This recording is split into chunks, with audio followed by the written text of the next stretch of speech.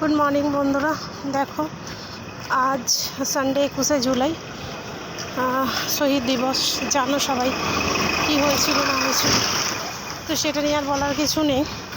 কিন্তু আমি যাচ্ছি এখন অফিসে, দেখো রাস্তায় একদম ফাঁকা, একদম ধুধু করছে, কেউ নেই এখানে।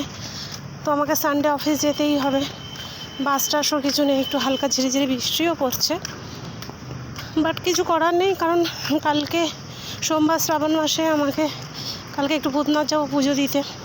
সেই কারণে দেখো কেউ নেই, ফাঁকা। একটা বাস মনে হয় আসছে, দূরে দেখা যাচ্ছে।